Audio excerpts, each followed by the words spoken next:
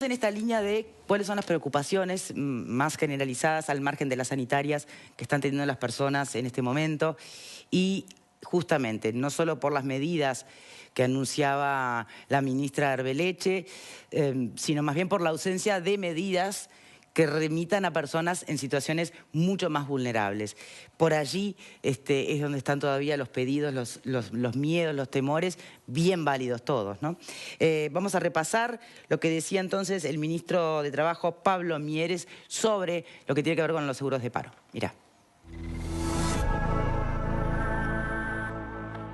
A partir del día de hoy rige un régimen de flexibilidad del seguro de paro para ciertos sectores que son los más afectados por la reducción de actividad y por lo tanto previsiblemente donde mayor demanda de seguro de paro pueda haber y que está relacionado con el tema comercio, servicios turísticos, restaurantes, agencias de viaje, etcétera. La imagen lo dice todo. Así está Punta del Este, con calles solitarias y afrontando pérdidas millonarias en lo que a turismo refiere. Si uno ve el movimiento que hay en las calles de la ciudad vieja, de lo que es Colonia del Sacramento, es impactante. Esto impacta en una crisis nunca visto, por lo menos en los últimos 70 años.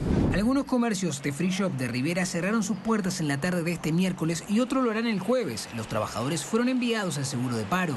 No es que va a haber un cambio estructural del mercado de trabajo. Lo que hay es una caída de ciertos sectores que están más vinculados a las limitaciones que genera la emergencia sanitaria, pero que es temporal y que estos puestos de trabajo se van a recuperar, porque en definitiva la actividad de los ciudadanos, de las personas, con respecto a la movilidad, con respecto al esparcimiento, al tiempo libre, al turismo, etcétera, se va a restaurar. O sea que es una cuestión temporal que no sabemos cuánto va a durar en el Uruguay.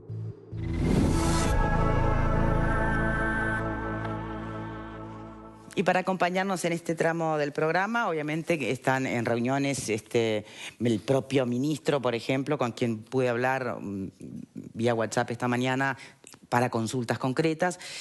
Nos está acompañando el abogado especialista en Derecho de Trabajo y Seguridad Social, el doctor Juan Razo Delgué. Muchísimas gracias por estar aquí hoy con nosotros. No sé si recuerda que ya había venido antes, tiempo atrás, sí. En otro escenario. En otro escenario. Exacto. Menos complejo.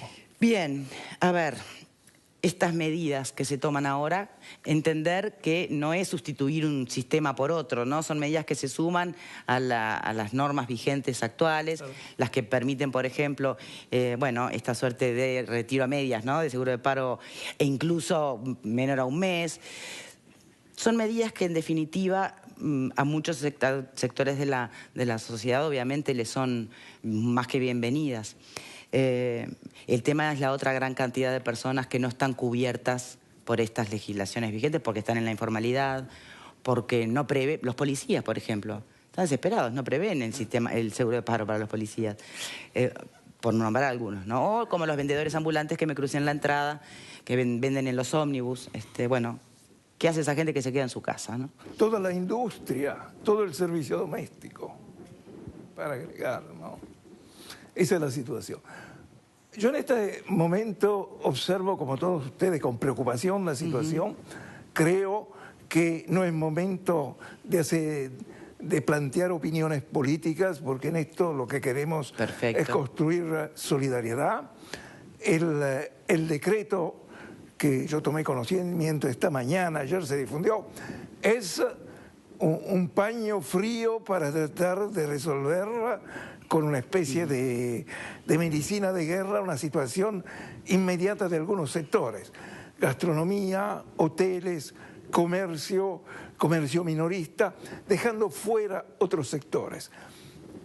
Es bueno, evidentemente es bueno, no es una solución de fondo, es, como decía yo, un paño frío, porque lo que permite ese decreto es en definitiva que trabajadores que por el sistema general no podían tener seguro de desempleo si trabajaban 15 días, hoy en día, trabajando unos pocos días, es posible tener una semana de subsidio, porque de eso nosotros estamos hablando. Vamos a ver cómo se implementa. Si me preguntaras qué opinión tengo sobre el decreto, siempre una visión contrastante. El decreto es bueno, pero ¿va el BPS a poder aplicarlo en un término de 3-4 días? No lo sé, porque es muy difícil mezclar este sistema muy novedoso con el sistema tradicional. Puede suceder que yo vaya al seguro de paro por el sistema tradicional y en vez de tener medio subsidio me dan un cuarto de subsidio porque se cruzaron las comunicaciones. Bueno, es complicado. Se supone que, pero se supone que vivimos en un momento del siglo XXI donde la tecnología y el cruzamiento de datos debiera permitirnos estar en un nivel un poquito más arriba, como para que ese tipo de errores no ocurran, ¿no? Pero de cualquier manera es un tema a seguir. Yo creo que ahí, así como a veces en la medicina hay servicio de emergencia, pienso que el Ministerio de Trabajo y el BPS pondrán un servicio de emergencia, porque además me imagino que va a caer una cantidad muy importante de trabajadores. ¿Se entiende cuándo le corresponde pagar al BPS y cuándo al Banco de Seguros? ¿Se entiende cuándo es, digamos, cuarentena o seguro de paro por cuarentena autoinfligida o porque la empresa te manda, y cuándo es porque te decretaron la enfermedad? Está buena la pregunta, Victoria, porque nosotros tenemos diversos escenarios. Tenemos el escenario del seguro de desempleo, que, atención, lo cubre el BPS y solo los trabajadores afiliados al BPS. Los que están en las otras cajas no tienen seguro de desempleo. Después tenemos el trabajador que le detectaron el virus. Entonces va al sistema de ACE, que también es BPS. Pero después tenemos trabajadores que están en un limbo. Por ejemplo, el trabajador que vuelve de Europa y le dicen usted tiene que estar 14 días en su casa. A ese trabajador, ¿hay que pagarle el sueldo? ¿No hay que pagarle el sueldo? Lo mandarán a seguro de paro. ¿Y quién se lo paga? Entonces, la posibilidad es mandarlo al seguro de paro. ¿Qué hay de adelantar licencias? Bien. Ese trabajador, yo puedo argumentar que tiene una causa legítima para que yo no lo emplee y lo envíe al seguro de paro. Pero, es decir, también eso significa que ese trabajador pasa de recibir un sueldo normal a un subsidio muy limitado. Hay muchas personas, yo creo, que consideran que si tienen que estar en la casa porque le detectaron el COVID, la empresa le tiene que pagar el salario. Y yo creo que no es así. Yo creo que esa empresa lo que puede es enviarlo al seguro de paro. Lo que la empresa no puede... En el sistema original vigente, si yo me enfermo y presento la certificación, no es la empresa que me va a pagar mi salario. Ahí va. En el sistema vigente, si te certifican enferma, tú vas al seguro de enfermedad. Pero si tú decís, no estoy enfermo, nadie me certificó como enfermo, pero por la duda me quedo en mi casa, tú no tenés una certificación. Cuando es el llamado que hacen las autoridades mundiales, ¿no? Quédate en tu casa y prevení. Pero ni siquiera, corríjame, doctor, ni siquiera es que el trabajador dice, me siento mal, me siento enfermo, yo me quedo mejor en un acto responsable en mi casa. Es que el propio empleador te dice, quédate en tu casa, no vengas al trabajo. Entonces el trabajador, esta es una pregunta que me parece vigente, puede decir, pero yo no estoy yendo a trabajar porque mi propio empleador me lo está sugiriendo, ¿no? Bueno, pero ahí está la cuestión. En ese detalle que usted plantea está la diferencia. Si el trabajador es obligado a quedarse en la casa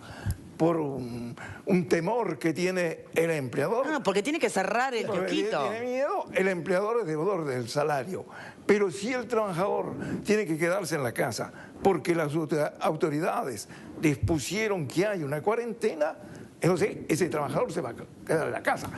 Yo escuchaba con esta cuestión de los celulares, veía hace poco que creo que es noticia, no creo que era una fake news, que el sindicato médico está pidiendo... Cuarentena general. Cuarentena. Es cierto. Claro. Sí, es verdad, es verdad. Y yo me pregunto, y en esto no entro, repito, en ninguna opción política, ¿qué hace un gobernante frente a una situación en la cual los médicos que entienden de medicina pero no de trabajo piden una cuarentena total y los laboralistas que entienden de trabajo y no de medicina dicen, atención, aquí se puede paralizar el sistema. Como dijo bien la ministra, el avión sin motores se cae.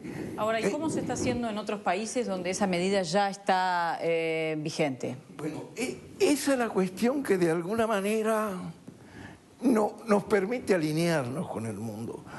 Yo creo que el mundo está entrando en una paranoia global, ¿no? Yo estoy muy en contacto con un colega amigo de Bérgamo.